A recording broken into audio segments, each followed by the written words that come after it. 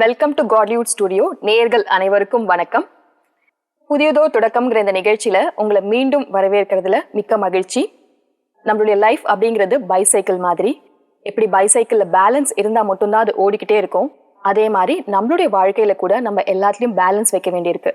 அது நம்மளுடைய பர்சனல் லைஃபா இருந்தாலும் சரி, அஃபீஷியல் லைஃபா இருந்தாலும் சரி, இல்ல ஃப்ரெண்ட்ஷிப்பா இருந்தாலும் சரி, எல்லாமே பேலன்ஸ்டா போகும்போது தான் நம்ம லைஃப் ஸ்மூத்தா ரன் ஆகுது. இந்த தாட்டோட இன்றைய நிகழ்ச்சிக்கு நம்ம போகலாம். இன்றைய நிகழ்ச்சியில நாம எடுத்திருக்க டாபிக் கவலையிலிருந்து விடுதலை. மனித வாழ்க்கையில பிரச்சனைகள்ங்கிறது எப்பவுமே இருந்துட்டு தான் இருக்கு. இதன் மூலமாக நிறைய கவலைகளும் வந்துட்டு தான் இருக்கு. இதை எப்படி ஹேண்டில் பண்றதுங்கிறத பத்தி நம்ம கிட்ட சொல்றதுக்காக சிஸ்டர் ரஞ்சினி வந்திருக்காங்க. இவங்க தன்னுடைய சிறு வயதுல இருந்தே பிரம்மா குமாரிகள் இயக்கத்தோட தன்னை இணைச்சுக்கிட்டு இறை சேவை செஞ்சுட்டு வராங்க. வணக்கம் சிஸ்டர். ஓம் சாந்தி. வணக்கம். ஓம் சாந்தி. நாம எப்பயுமே நம்மளை பத்தி நிறைய கனவுகள் காணுறோம். அந்த கனவுகள் எப்பயுமே ரொம்ப உயர்ந்ததாக தான் இருக்கு. நான் இந்த மாதிரி ஆகணும் அப்படின்னு கனவு காண்றோம். அது நமக்கு ரொம்ப மகிழ்ச்சியும் கொடுக்குது. ஆனா பிராக்டிக்கலி அது நடக்குதான்னு பார்த்தா நிறைய நேரத்துல அது நடக்கிறது இல்லை. இப்படி நடக்காம போகிறதால நமக்கு நிறைய கவலைகள் வருது. இப்படி நடக்கலையே, அது முடியாம போயிடுமோ அப்படின்னு சொல்லிட்டு. இந்த கவலையை எப்படி சிஸ்டர் ஹேண்டில் பண்றது? கனவு அப்படிங்கறது எல்லாருமே காண ஆரம்பிக்கிறாங்க. சின்ன வயசுல இருந்து வளரும் பொழுது சரி, பெரியவர்களாகும் பொழுது சரி, எதிர்காலத்தை பத்தி கனவு காண்றாங்க. எப்பொழுதுமே நம்ம ஒரு லட்சியம் நம்ம வைக்கிறோம் அப்படின்னா அந்த லட்சியத்தை பற்றி ஒரு எண்ணம் வேணும். அதுக்கப்புறமா அதை பற்றி ஒரு விஷுவலைசேஷன் வேணும். அப்ப அந்த லட்சியத்தினுடைய எண்ணமும் அந்த ஒரு கனவு அப்படின்னா என்ன, நம்ம அதை மனக்கண்ல நம்ம பார்க்கிறோம் இல்லைங்களா? சோ நான் இதுவாக ஆகிறேன் அப்படின்னு. சோ அந்த மாதிரி நம்ம மனக்கண்ல நம்ம அந்த விஷுவலைஸ் பண்ணும் பொழுது ஒரு கனவாக அதை நம்ம கொண்டு வரும் பொழுதுதான் அந்த லட்சியத்தை நம்ம அடைய முடியும். அதனால கனவு கட்டாயம் நம்ம காணணும். சோ இப்போ நம்ம என்ன லட்சியத்தை அடையணும் நம்ம நினைக்கிறோமோ, சோ அதற்கான நம்ம எஃபர்ட்ஸ் நம்ம போட்டுதானே ஆகணும் இல்லையா? எஃபர்ட் இல்லாம நம்ம ஒரு டெஸ்டினேஷன் அடைய முடியாது. அதாவது என்ன சொல்லுவாங்கன்னா, ஒரு 1000 miles ஜேர்னி நீங்க போகணும் அப்படின்னா ஃபர்ஸ்ட் ஒரு ஸ்டெப் எடுத்து வைக்கணும் இல்லையா? அது ஃபர்ஸ்ட் எஃபர்ட் இல்லையா?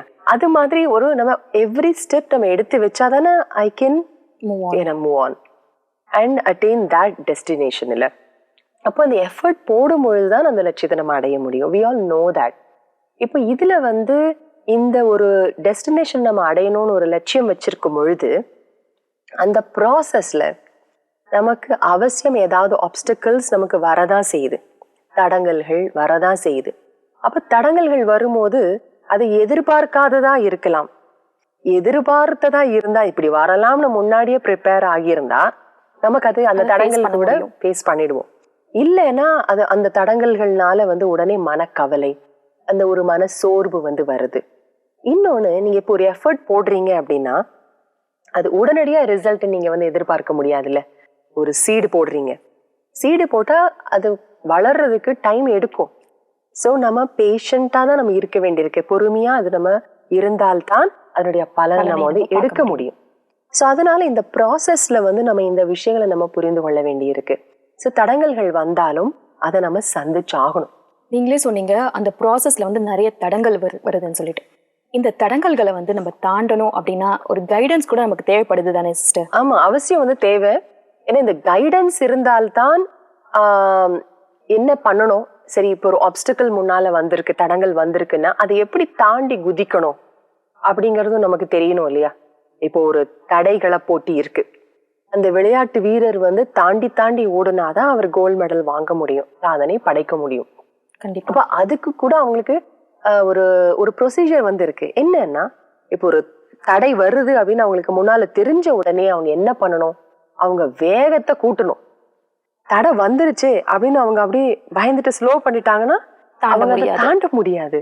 சோ அந்த தடை வரும்போது வேகத்தை கூட்டினாதான் அந்த சக்தியில அவங்களால தாண்ட முடியும். So they are given the training இல்ல, அந்த கோச் அதுக்கான ட்ரைனிங் கொடுக்கறாரு எப்படி தாண்டதுன்னு. அதே மாதிரி நம்ம வாழ்க்கையில வரக்கூடிய தடங்கல்களை தாண்டி குதிக்கிறதுக்கான ட்ரைனிங் யார் கொடுக்கறாங்க? நம்மளுடைய ஃபேமிலி, நம்மளுடைய பெரியவங்க நமக்கு கொடுக்கறாங்களா? இப்ப பெரியவங்க என்ன செய்வாங்கன்னா, நீ இப்படி எல்லாம் பண்ணக்கூடாது சொல்லுவாங்க. ஆமா, அவங்க இதெல்லாம் அனுபவத்தை வச்சு தப்பு. இதை செய்யக்கூடாது இது அப்படிங்கறது சொல்லதான் தப்பு செய்றாங்க. அப்படின்னு சொல்லுவாங்க. இததான் செய்யணும் அப்படின்னு சொல்லுவாங்க. கட்டாயம் நமக்கு சொல்லுவாங்க இதை செய்யணும், இது செய்யக்கூடாதுன்னு. பட் இதை எப்படி செய்யாம இருக்கிறது, இதை எப்படி செய்யறது அந்த அப்படிங்கிற ப்ராப்பர் ஒரு வழிமுறைகள் கைடன்ஸ் வந்து நமக்கு வேணும் இல்லையா? ஆமா. சோ எனக்கு இந்த டைம்ல ஒரு சம்பவம் ஒண்ணு நினைவுக்கு வருது. ஒரு பொதுவாகவே எங்களுடைய மெடிடேஷன் சென்டர்ல மெடிடேஷன் கோர்ஸ்க்காக வருவாங்க. வரும்பொழுது சில பேர் சொல்லுவாங்க, என்னுடைய டாக்டர் வந்து சொன்னாரு, நீங்க போய் மெடிடேஷன் கத்துக்கோ, நீ உனக்கு உடம்புல ஒரு பிரச்சனையும் கிடையாது, மனசுலதான் நீ போட்டு அனாவசியமா குழப்பிக்கிற, so you go and meditate, அப்போ உனக்கு சரியாயிடும்னு சொல்றாங்க அப்படின்ட்டு வந்து லேர்ன் பண்ணிப்பாங்க. ஒரு முறை வந்து ஒரு டாக்டர் வந்து வந்தார். வந்தோடனே அவர்கிட்ட பேசிட்டு இருக்கும் போது, எப்படி நீங்க இங்க வந்தீங்க எப்படி அப்படின்னு கேட்கும் போது அவர் சொன்னாரு, என்னுடைய பேஷண்ட் சொன்னாரு அப்படின்னு. அப்ப அதை அவர் எக்ஸ்பிளைன் பண்ணார். என்னன்னா, அவருடைய ஹாஸ்பிட்டல்ல வந்து அந்த பேஷண்ட் அட்மிட் ஆகியிருந்தாரு. அவருக்கு நிறைய ப்ராப்ளம், ஏதோ நிறைய பாடி பெயின் அவருக்கு வந்து இருந்தது. அப்போ அவர் அட்மிட் ஆயிருந்ததுனால டாக்டர் வந்து ரவுண்ட்ஸுக்கு போகும்பொழுது அந்த பேஷண்ட்டை பார்த்து சொல்லியிருக்காரு, கவலைப்படாதீங்க அப்படின்னு. ஸோ இதே மாதிரி டெய்லி போய் பார்த்துட்டு வரும்போது கவலைப்படாதீங்க அப்படிங்கும் போது அந்த பேஷண்ட்டுக்கு ஒரு நாள் வந்து அவருக்கு கோவம் ஆயிடுச்சு. ஒண்ணு, வலி, ஏகப்பட்ட வலி, பில்லு வேற ஏறிட்டு போகுது. ஸோ எவ்வளவோ அவங்களுக்குள்ளேயும் நிறைய பிரச்சனை ஏதோ. அதனால அவர் வந்து என்ன டாக்டர் கிட்ட கோவமா சொல்லிட்டாராம் அந்த பேஷண்ட், நீங்க கவலைப்படாதீங்கன்னு சொல்றீங்களே டாக்டர், எப்படி கவலைப்படாம இருக்கிறதுன்னு அதை சொல்லுங்க முதல்ல, அந்த வழிமுறையை சொல்லுங்க. அப்ப அதை பத்தி சிந்தனை பண்ணிட்டே இருந்த பொழுது எதேச்சியா நம்மளுடைய ஒரு மெடிடேஷன் சென்டருடைய ஒரு அட்வர்டைஸ்மெண்ட் போர்டு வந்து பார்த்துட்டு, கவலை டென்ஷன்ல இருந்து விடுபடுறதுக்கு தியானம் கற்றுக்கொள்ளுங்கள். ஸோ அந்த ஆடை பார்த்துட்டு நான் உள்ள வந்தேன். இப்போ அந்த கைடன்ஸ் வந்து நமக்கு சரியான நேரத்துல வந்து நமக்கு கிடைக்கணும். ஆமா, அது கிடைக்கல அப்படின்னும் போது நம்ம கவலை என்ன ஆகுது, திரும்ப திரும்ப அதை நினைக்கும் போது அது டிப்ரெஷன்ல கொண்டு போய் கூட நிறைய டைம்ல விட்டுடுது. ஆமா. ஸோ இப்போ நிறைய பேரை நம்ம பாக்குறோம், நிறைய பேர் சொல்றாங்க ரொம்ப டிப்ரெஷன்ல அவங்க இருக்காங்க அப்படின்னு சொல்லிட்டு. டிப்ரெஷன்ங்கிறது வந்து இப்போ இன்க்ரீஸ் ஆயிட்டு தான் இருக்கு, நம்ம வந்து பார்த்துட்டே வரோம். இட்ஸ் சரியா சொன்னீங்க, காமன் வேர்ட் ஆயிடுச்சு இப்போ டிப்ரெஷன் அப்படிங்கிறது. நீங்க சொன்னது போலவே அந்த ஃபீலிங்ஸை வந்து ஹேண்டில் பண்ண தெரியாததுனாலதான் அது வந்து டிப்ரெஷன்ல கொண்டு போய் வந்து முடியுது. ஒரு சூழ்நிலை வருதுங்கும் போது அதை நினைச்சு உடனே அவங்க கவலைப்பட ஆரம்பிக்கிறாங்க. கவலைப்படும் பொழுது என்ன ஆகுது அப்படின்னா, அவங்களுக்கு வந்து எதுவுமே பிடிக்கிறது இல்லை, எந்த காரியம் செய்யறதுக்கோ மனசுக்கு விருப்பமே இருக்கிறது இல்லை. ஆபீஸ்ல போய் உட்கார்ந்தாலும் அது மனசு அதுல வந்து லயிக்க மாட்டேங்குது, கான்சென்ட்ரேஷன் பவரும் போயிடுது. அதுக்கப்புறமா வேலையில இருந்து விடுபடணுங்கிற மாதிரி ஒரு எஸ்கேபிசம் தான் வந்து இருக்கும். ஒர்க் பண்ண முடியறது இல்ல. மனசு வந்து பாரமா வந்து ஃபீல் ஆகும். நீங்க எப்பயுமே பாத்தீங்கன்னா, கவலையில இருக்கும் பொழுது ஒவ்வொருத்தருமே, குடும்பத்துல எல்லாரும் இருந்தாலும் அவங்களுக்கு என்ன ஃபீல் ஆகும்னா, நான் தனியா இருக்கேங்கிற மாதிரி ஃபீல் ஆகும். அடுத்தது வந்து ஒரு ஹெல்ப்லெஸ்னஸ் வந்து அவங்களுக்கு அனுபவம் ஆகுது. அப்ப ஹெல்ப்லெஸ்னஸ் அதிகமாகும் போதுதான் அது டிப்ரெஷனா வந்து போய் முடியுது. ஆரம்பத்துல இப்படி ஆச்சே அப்படிங்கிற அந்த ஒரு எண்ணம் அது ரிப்பீட் ஆக ஆக அந்த ரிப்பீட்டட் தாட்ஸ் என்ன ஆயிடுதுன்னா அந்த நிலைமையில போய் முடியும். எந்த எண்ணமா இருந்தாலும் சரி, பாசிட்டிவான எண்ணமா இருந்தாலும் சரி, நெகட்டிவான எண்ணமா இருந்தாலும் சரி, if you repeat the same thought என்ன ஆயிடுதுன்னா அது பக்காவாயிடும். ஆமா, ஸ்ட்ராங் ஆயிடுது அது. இப்போ நான் எக்ஸாம்பிளுக்கு ஒன்று சொல்றேன் சிஸ்டர். இப்போ என்னுடைய ஃபேமிலியில எனக்கு ப்ராப்ளம் இருக்கு, அதாவது என்னுடைய ஃபேமிலி மெம்பர்ஸால எனக்கு ப்ராப்ளம் இருக்கு அப்படின்னும் போது, அப்ப அவங்க என்னுடைய க்ளோஸ் ரிலேஷனா வந்து இருக்காங்க. ஒவ்வொருத்தருக்கும் ஒவ்வொரு விதமான சுபாவம் வந்து இருக்கு. ஸோ அதனால நிறைய ஃப்ரிக்ஷன் வந்து வருது. ஆமா, இதை எப்படி வந்து என்னால ஹேண்டில் பண்றதுன்னு எனக்கு தெரியல. மற்றவர்களுடைய ஒரு சுபாவத்தினால, மற்றவர் இந்த சென்ஸ் நம்ம கூடவே இருக்கிறவங்களுடைய சுபாவத்தினால நமக்கு கவலை வருதுங்கிறது ரொம்ப ஒரு காமனான ஒரு விஷயம். ப்ராப்ளம் எல்லாருமே இதை வந்து எல்லாருமே நம்ம வந்து ஃபேஸ் பண்ணிட்டு இருக்கு. அப்ப இதுல வந்து என்ன நம்ம தெரிஞ்சுக்கணும் அப்படின்னா, ஒரு விஷயம் என்னன்னா, அவங்கள விட்டு நம்ம விலக முடியாது.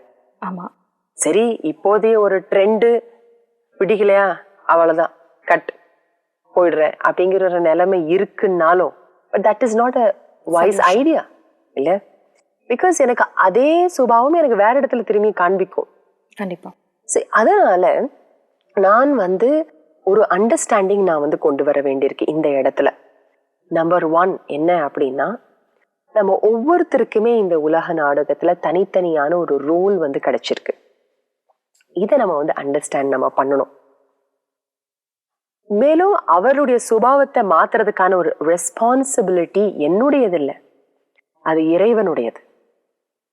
அது வந்து இறைவனுடைய காரியத்தை அவருடைய டியூட்டி லிஸ்ட்ல இருக்கிறத நான் பண்ணணும்னு நினைச்சேன்னா அதனாலதான் அங்க எல்லா வித கவலை டென்ஷன் வந்து வருது. ஸோ அவங்கள நான் வந்து அவங்க சுபாவம் அப்படிதான் இருக்கு, அவங்கள நான் வந்து மாத்துறதுக்கான முயற்சி நான் பண்ண வேண்டாம். இன்னொன்னு, அவங்களுடைய சுபாவம் என்ன இருக்கோ அவங்களுடைய ரோல் இப்படிதான் இருக்கு அப்படின்னு நம்ம அக்செப்ட் நம்ம வந்து பண்ணிக்கணும். அக்செப்டன்ஸ் வந்து நமக்கு ரொம்பவே வந்து ஹெல்ப் பண்ணுது. இப்போ ஒரு தடவை வந்து நான் போயிட்டு இருக்கும் போது, கார்ல போயிட்டு இருக்கும் போது எனக்கு முன்னால நடந்த ஒரு சின்ன ஒரு நிகழ்ச்சி என்னன்னா, 2 யங்ஸ்டர்ஸ் தனித்தனியா 2 வீலர்ல வேகமா போயிட்டு இருக்காங்க. ஸோ எங்களுக்கு முன்னால ஒரு ஆட்டோ அந்த நேரோ ரோடுல அது நடுவில் போயிட்டு இருக்கு. அவன் கொஞ்சம் வழி விட்டு அந்த 2 2 வீலர்காரங்களும் கிராஸ் பண்ணி போயிடலாம். அவரும் வழி விடலை, ஆட்டோக்காரரும். அப்போ அவங்க ஹார்ன் அடிச்சுட்டு வேகமா போயிட்டே இருக்கிறாங்க அவங்க. அப்ப சடன்லி ஒரு லேன் வரும்பொழுது அந்த லேன்ல இருந்து ஒரு ஹேண்டிகேப்ட் கேர்ள் அப்படின்னு நடந்து வராங்க. உடனே அந்த ஆட்டோக்காரரும் நிறுத்திட்டாரு, இந்த 2 வீலர் பசங்களும் நிறுத்திட்டாங்க. ஹார்ன் அடிக்கல, எதுவும் பண்ணல, நிறுத்திட்டாங்க. அப்புறம் அவங்க அவங்க கஷ்டப்பட்டு நடந்து போறத பாக்குறாங்க. அவங்க கிராஸ் பண்ணி போனதுக்கு அப்புறமா அப்புறம் அவங்க மறுபடியும் கிளப்புனாங்க வண்டியை. சரி, இதுல வந்து ஒரு விஷயம் என்ன அப்சர்வ் பண்ண முடிஞ்சது அப்படின்னா, அவங்க வந்து 2 பேருமே அவசரத்துல இருக்காங்க, ஆட்டோவும் சரி அந்த பாய்ஸும் சரி. ஆனா அவங்கனால அந்த வேகத்தையும் அந்த ஒரு என்ன சொல்றது அந்த ஒரு வேகத்தை அவங்களால கண்ட்ரோல் பண்ண முடிஞ்சது எப்போ, அந்த ஹேண்டிகேப்ட் கேர்ள் நடந்து போறாங்க. அவங்க ஹார்ன் கூட நடிக்கிறது நிறுத்திட்டாங்க. இதே மத்தவங்க போன ஹார்ன் அடிச்சு விலக சொல்லியிருப்பாங்க. பட் அவங்க அந்த பொண்ணோட பொசிஷன் புரிஞ்சுட்டு என்ன பண்ணிட்டாங்க, உடனே ஸ்டாப் பண்ணிட்டாங்க. சரி, இது ஒரு சின்ன ஒரு சம்பவம் தான். பட் அதை பத்தி திங்க் பண்ணி பார்க்கும்பொழுது ஒருவருடைய ஒரு சூழ்நிலை, அவங்களுடைய ஒரு இயலாமை அப்படின்னு தெரியும் போது எப்படி அவங்களுடைய ஸ்பீடையும் அவங்களுடைய அந்த ரேஜையும் கண்ட்ரோல் பண்ண முடிஞ்சது. அதே போலதான் மற்ற மனிதர்களுக்குள்ளேயும் எப்படி அது பிசிக்கலி சேலஞ்ச்ட் பர்சன், அதே மாதிரி மென்டலி சேலஞ்ச்ட், மென்டலி டிசேபிள்ட். அதான் டிசேபிள்னா நம்ம ரொம்ப மன இது குன்றி இருக்கிறாங்கிறது சொல்ல வரல, அவங்க மென்டலி வீக். சில பேருக்கு வந்து ஒவ்வொருத்தருக்குள்ளயுமே ஒவ்வொரு வீக்னஸ் இருக்கதான் செய்யுது. அண்ட் நம்ம ஒரு ஃபேமிலின்னு வச்சுக்கோங்களேன், இப்ப ஃபேமிலியில இருக்கக்கூடிய ஒரு 4 பேர் இருந்தாங்கன்னாலும் அந்த 4 பேருக்குள்ளயும் என்னென்ன வீக்னஸ் இருக்குன்னு எல்லாருக்குமே தெரியும். ஏன்னா அவங்களோட தான் நம்ம இருக்கோம். ஆமா, நம்ம ஃபேமிலி மெம்பர்ஸோட வீக்னஸ் கண்டிப்பா நமக்கு தெரியும். சோ அவங்களுடைய ஸ்ட்ரென்த்ஸ் பத்தி நமக்கு தெரியும். அவங்க கிட்ட என்ன ஒரு டேலண்ட்ஸ் இருக்கு, நல்ல குணங்கள் இருக்கு, அதுவும் நமக்கு தெரியும். அதே மாதிரி அவங்க கிட்ட பலவீனங்களும் நமக்கு தெரியும். அவங்களுடைய ரோலை நம்ம வந்து புரிஞ்சுக்கணும், அவங்களுடைய வீக்னஸையும் நம்ம வந்து அக்செப்ட் பண்ணணும். இப்ப பாருங்க, இப்போ நீங்க இருக்கீங்க, உங்களுக்குள்ள ஒரு வீக்னஸ் இருக்கும், அது உங்களுக்கு தெரியும், உங்களுடைய ஃபேமிலி மெம்பர்ஸ்க்கு தெரியும். அந்த வீக்னஸுக்காக உங்களை ஒதுக்கி வச்சா நீங்க எப்படி ஃபீல் பண்ணுவீங்க? எனக்கு ரொம்ப ஹர்ட் ஆகும் இல்லையா? அப்போ நீங்க என்ன அப்ப நினைக்கிறீங்க, என்னுடைய ஃபேமிலி மெம்பர்ஸ் என்கிட்ட அந்த வீக்னஸ் இருந்தாலும் என்ன அவங்க அக்செப்ட் பண்ணிக்கணும், அதோட சேர்ந்து என்ன அக்செப்ட் பண்ணும் அப்படின்னு நீங்க நினைக்கிறீங்க. அதே போலதான் மத்தவங்களும், உங்க ஃபேமிலி மெம்பர்ஸும். அப்போ அவங்களையும் அந்த வீக்னஸோட சேர்ந்து அவங்கள அக்செப்ட் பண்ணணும். அதுதான் ரோலை அக்செப்ட் பண்றது அப்படின்னு வந்து சொல்றது. அவங்களுடைய ரோல் அது, அதை வந்து நம்ம அவங்களோட வீக்னஸோட சேர்ந்து நம்ம வந்து அக்செப்ட் நம்ம வந்து பண்ணணும். சரி சிஸ்டர், இப்போ என்னுடைய ஃபேமிலி மெம்பர்ஸே அவங்களுடைய ரோல் அப்படின்னு நான் புரிஞ்சுக்கிட்டு அக்செப்ட் பண்ணுறேன்னு வச்சுக்கோங்க. ஸோ அதுக்கான சில கைடன்ஸும் கொடுக்குறேன். அவங்க வீக்னஸை புரிஞ்சுக்கிட்டு அதை மாற்றிக்கிறதுக்காக சில கைடன்ஸ் வந்து நான் கொடுக்குறேன். ஆனால் அவங்க வந்து மாற மாட்டேங்கிறாங்க, அப்படியே தான் கண்டினியூ பண்ணுறாங்க. அப்படின்னும் பொழுது அவங்கள விட்டு விலகியும் என்னால் வர முடியாது. எப்படி துஷ்டனை கண்டால் தூர விலகுன்னு சொல்லுவாங்க இல்லையா, அந்த மாதிரி விட்டுட்டும் என்னால் வர முடியாது. ஏன்னா அவங்க என்னுடைய ஃபேமிலி மெம்பர்ஸ் இல்லையா. ஸோ இந்த மாதிரி சூழ்நிலையில நான் வந்து உள்ள இருந்துகிட்டே எப்படி வந்து அதை அக்செப்ட் பண்ணிக்கிறது, மீன் எப்படி பிராக்டிக்கலி அதை நான் வந்து ஏத்துக்கிறது. ஸோ இது அஃப்கோர்ஸ் இது ஒரு நல்ல ஒரு ப்ராக்டிக்கல் குவெஸ்டின் நீங்க கேட்டிருக்கீங்க. மற்றவர்கள் கிட்ட வீக்னஸ் இருக்கு நான் தெரிஞ்சுக்கிறேன், சரி நான் அக்செப்ட் பண்றேன். ஆனா அவங்களுக்குள்ள அதை மாத்திக்கவே மாட்டேங்கிறாங்கன்னா அது ஒரு லைஃப் லாங் ஒரு பேர்டனா தான் வந்து ஃபீல் ஆகுது. ஏன்னா ஹோல் லைஃபும் நான் அவங்களோட ஸ்பெண்ட் பண்ண வேண்டியது, அது ஹோல் லைஃபும் எனக்கு ஒரு பேர்டனா தானே இருக்கும். இப்ப இதுல வந்து நம்ம என்ன பண்ணணும் அப்படின்னா, இங்கதான் நமக்கு ஆன்மீகம் ஒரு அற்புதமான ஒரு கலையை நமக்கு வந்து கற்றுக் கொடுக்குது. அது என்ன அப்படின்னு சொன்னா, be a detached observer. ஒரு விடுபட்ட ஒரு பார்வையாளரா நம்ம வந்து இருக்கணுமா, சாட்சியாக இருந்து பார்க்கிறது. ஒரு கேமை வந்து நீங்க ஒரு பார்வையாளரா நீங்க கேலரியில உட்காந்து பார்த்தா எப்படி இருக்குது இல்லையா? ஒவ்வொரு பிளேயரும் நீங்க பிளே பண்றதை எப்படி நீங்க வாட்ச் பண்ணிட்டு இருக்கிறீங்க. ஸோ அந்த மாதிரி நம்ம இந்த வேர்ல்ட் டிராமால ஒவ்வொருத்தரும் ஒவ்வொரு ரோல் பிளே பண்ணும்போது ரோலை பத்தி புரிஞ்சுக்கிறீங்க, அதே நேரத்தில் டிட்டாச்ட் அப்சர்வரா வந்து நம்ம பார்க்கறதுக்கு கத்துக்கணும். ஒரு முறை வந்து ஒரு ஒரு நல்ல ரிச் ஃபேமிலி, அப்போ அவங்க வந்து ரொம்ப நாளைக்கு அப்புறம் வந்து ரொம்ப பிஸ்னஸ் அவங்க பண்ணிட்டு இருக்கிறவங்க, அவங்க அந்த கப்பிள் வந்து என்ன நினைக்கிறாங்க, ஓகே இன்னைக்கு ஹாலிடே நம்ம எங்கேயாவது நம்ம போகலாம். அப்ப அந்த டைம்ல வந்து கரெக்டா ஒரு ஃப்ரெண்ட்ஸுடைய பர்த்டே பார்ட்டி வருது. அந்த பார்ட்டிக்கு அவங்க போறாங்க. போன உடனே அங்க வந்து டான்ஸ், எல்லாரும் ரெண்டு பேரா கப்பிள்ஸ் டான்ஸ் பண்றாங்க. இப்போ நிறைய அது ஹாலிடேங்கிறனால நிறைய க்ரௌடடா வந்து இருக்கு. அவங்க சுத்தி டான்ஸ் பண்ணிட்டு இருக்கும் போது பக்கத்துல இருந்த இன்னொரு ஒரு கப்பல் அவங்க வந்து இவங்களை இடிச்சுக்கிட்டே இருக்காங்க. கையில இடிக்கிறாங்க, காலை வந்து மிதிக்கிறாங்க. இவரு கொஞ்சம் அந்த பக்கம் தள்ளி நீங்க டான்ஸ் பண்ணுங்க அப்படிங்கிறாரு இவரு. அப்போ அவங்க வந்து இடிச்சுக்கிட்டே இருக்கவே தள்ளி விடுற மாதிரி புஷ் பண்ணவே இவங்களுக்கு டென்ஷன் ஆயிட்டு என்ன பண்ணாங்க, நம்ம போலாம் அப்படின்னு சொல்லிட்டு என்ன பண்ணாங்க, சரி அந்த பால்கனியில போய் நின்றுட்டு அந்த டான்ஸ் ஃப்ளோரை அவங்க வாட்ச் பண்ணிட்டு இருக்காங்க. அப்ப அங்க போய் நின்று பார்க்கும்போது அவருக்கு ஒரு விஷயம் தெரியுது. என்னன்னா, எல்லா கூட்டமா அவங்க டான்ஸ் பண்றதுனால அவங்க ஆடிட்டே போய் என்ன பண்ணாங்கன்னா, பக்கத்துல இருந்த ஒரு விஐபி லாஞ்சுக்குள்ள அவங்க ஸ்டெப் இன் பண்றதுனால அங்க இருக்கிற செக்யூரிட்டி என்ன பண்றாரு, அவங்கள உள்ள தள்ளி விடுறாரு ஆடுறவங்கள. அங்க தள்ளுற புஷ் தான் இவருக்கு கால் மேல வந்து இடிச்சிருக்கிறாங்க. ஸோ அது அவர் அங்க இருக்கும் போது அவருக்கு தெரியல. பட் அவருக்கு பால்கனிக்கு வந்த உடனே தான் அவருக்கு ரியல் பிக்சரே வந்து தெரியுது. ஸோ இதே மாதிரி நாம சில நேரங்கள்ல பிரச்சனைகள் வரும் பொழுது மற்ற மனிதர்களை நம்ம வந்து பார்க்கும் போது இவங்க இப்படி பண்றாங்க அப்படி பண்றாங்கன்னு நம்ம பாக்குறோம். பிளஸ் அந்த பிரச்சனைகளே நம்ம மூழ்கி போயிடுறதுனால ரியல் பிக்சர் நமக்கு வந்து தெரிய மாட்டேங்குது. ஸோ பேர்ட்ஸ் ஐ வியூ அப்படிங்கிற மாதிரி நம்ம ஒரு சாட்சி பார்வையாளரா இருந்து அவங்களுடைய சூழ்நிலை, அவங்களுடைய கெப்பாசிட்டி இதையும் நம்ம புரிஞ்சுக்கிட்டு நம்ம டிட்டாச்சா இருந்து அதை நம்ம அப்சர்வ் பண்ணினோம் அப்படின்னா அப்ப நாம அங்க வந்து பிளேம் பண்ண மாட்டோம் அவங்கள. இன்னொன்னு நம்ம என்ன பண்ணணும் அப்படின்னா, அவங்களுக்காக நம்ம குட் விஷஸ் நம்ம வந்து கொடுக்கணும். அவங்க மாறுறதுக்காக நம்ம கூட இருக்காங்க இல்லையா? அப்போ ஒண்ணு சாட்சி பார்வையாளரா இருந்து அவங்கள பாருங்க, அவங்கள அக்செப்ட் பண்ணுங்க. அதுக்கப்புறம் அவங்களுக்கு குட் விஷஸ் நம்ம வந்து கொடுக்கணும். என்ன குட் விஷஸ் நம்ம கொடுக்கணும், இவர்களும் சீக்கிரம் மாறட்டும் அப்படின்னு நம்ம மனசுல அந்த ஒரு அன்பை நம்ம வந்து நிரப்புறோம். ஸோ இவர்களும் இறைவனுடைய குழந்தை தான். எப்படி எனக்குள்ள ஒரு சில வீக்னஸ் இருக்கோ அதே மாதிரி அவங்களுக்குள்ளேயும் ஒரு வீக்னஸ் இருக்கு. அப்போ எனக்குள்ள இருக்கக்கூடிய வீக்னஸை நானும் வந்து நீக்கிறதுக்கான முயற்சி பண்றேன். ஸோ அதே போல அவங்களுக்குள்ள இருக்கிற வீக்னஸும் போகட்டும் அப்படிங்கிற ஒரு சுப எண்ணம், பாசிட்டிவ் தாட், குட் விஷஸ் அதை வந்து நம்ம வந்து கொடுக்கணும். இது வந்து ரொம்ப ரொம்ப வந்து ஹெல்ப் பண்ணும். சிஸ்டர், டிட்டாச்ட் அப்சர்வரா இருக்கணும் அப்படின்னு சொன்னீங்க இல்லையா? ஸோ அப்படி இருக்கிறதுக்காக சில சஜஸ்டிவ் தாட்ஸ் ஏதாவது இருந்தா சொல்லுங்களேன்.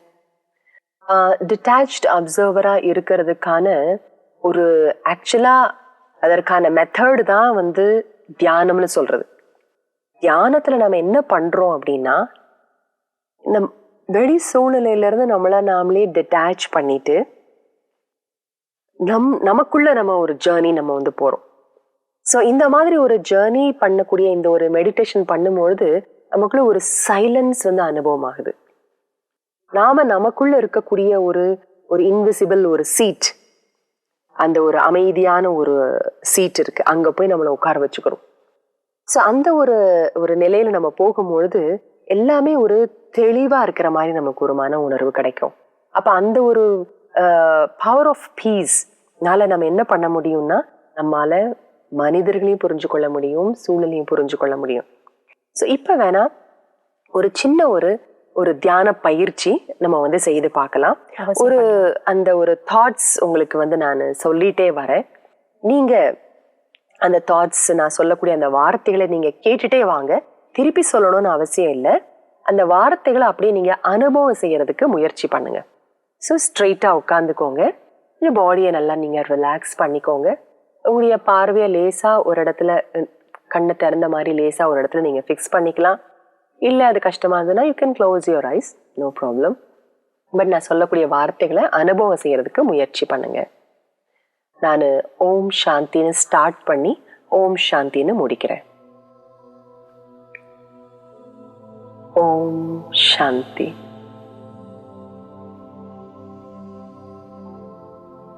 நான் அமைதியாக அமர்ந்து கொண்டிருக்கின்றேன். என்னை சுற்றி ஒரு சில அசைவுகளும் சப்தங்களும் இருக்கின்றன. அவற்றையெல்லாம் கேட்டுக்கொண்டிருந்தாலும் அவற்றினால் பாதிக்கப்படாதவனாக, விடுபட்டவனாக அமைதியாக அமர்ந்து கொண்டிருக்கின்றேன். என்னுடைய சுவாசத்தை கவனிக்கின்றேன். எனக்குள் ஓர் அமைதி இருக்கின்றது. உண்மையில் நான் யார்?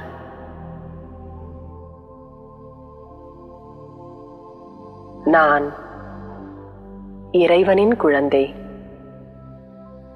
இறைவன் எவ்வாறு அமைதியும் அன்பும் நிரம்பியவராக இருக்கின்றாரோ அவ்வாறே நானும் இருக்கின்றேன். என்னைப் போலவே என்னுடைய குடும்பத்தில் இருப்பவர்கள் அனைவரும் இறைவனின் குழந்தைகள்தான். அவர்களுக்குள்ளும் நல்ல குணங்கள் இருக்கின்றன. அவர்களுடைய நல்ல குணங்களையே நான் பார்க்கின்றேன். அவர்களுக்காக என்னுடைய உள்ளத்தின் ஆழத்திலிருந்து அன்பை, அன்பின் அலைகளை நான் வழங்குகின்றேன். என்னிடமிருந்து அன்பின் அதிர்வலைகள் ஒளிக்கிரணங்களாக என்னுடைய குடும்பத்தினர்களுக்கு போய் சேர்கின்றன. நான் அன்பான ஆத்மா, இறைவனின் இனிமையான குழந்தை. நான் Om Shanti. Thank you sister. Really இந்த ஷோ ரொம்பவே வண்டர்ஃபுல்லாக இருந்தது. நிறைய லைவ் எக்ஸாம்பிள்ஸ் வந்து கொடுத்தீங்க. அது மட்டும் இல்லாமல் மெடிடேஷன் கமெண்ட்ரியும் கொடுத்து எங்களை வந்து எக்ஸ்பீரியன்ஸ் பண்ண வச்சிங்க. ரொம்ப நன்றி சிஸ்டர். Thank you so much. நன்றி.